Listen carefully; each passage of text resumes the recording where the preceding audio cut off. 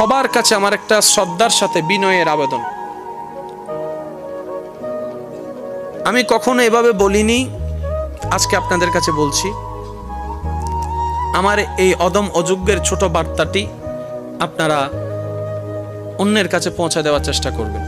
সেটা হচ্ছে, কখনো যদি দেখেন অনলাইনে বা অফলাইনে, ফেসবুক, ইউটিউবে কিংবা আউটসাইডে আমাকে নিয়ে কেউ খারাপ কোনো কথা বলছে, মন্দ কোনো কথা বলছে, আমার দোষ ধরছে, আমার দোষ খুঁজছে, আমাকে নেগেটিভ উপস্থাপন করার চেষ্টা করছে, কখনো যদি দেখেন,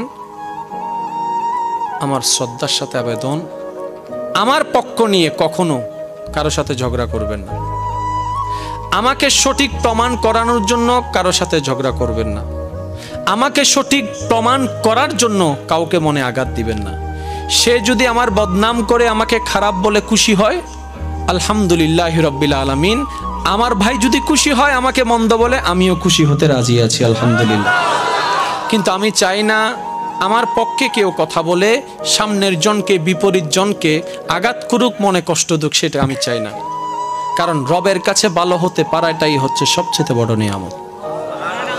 আমার কারণে আমার পক্ষ নিয়ে ঝগড়া করে অনলাইন অফলাইনকে নোংরা করবে কেউ, সেটা আমি চাই না।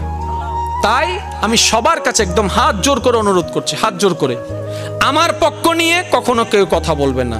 আমার বিপক্ষে যা বলার বলুক, আমার নামে যত বদনাম করার করুক, আমার নামে যত যা কুৎসা রটনা করার করুক, কিন্তু আমার পক্ষ নিয়ে কথা বলবেন না। উনি যদি আমার বিপক্ষে বলে শান্তি হয়, আলহামদুলিল্লাহ, আমি মনকে এতটুকু বুঝ দিব, ইয়া রব, এই অশান্তিময় সময়ে আমার বদনাম কারো মনের শান্তির কারণ হয়েছে। অন্তত আমাকে বদনাম করে আমার একজন ইমানি ভাই, ইমানি বোন 2টা মিনিটের জন্য আনন্দিত হয়েছে। আল্লাহ, ওই ভাই বোনের উসিলায় আমাকেও তুমি মাফ করে একটু জান্নাতটা দান করে দাও।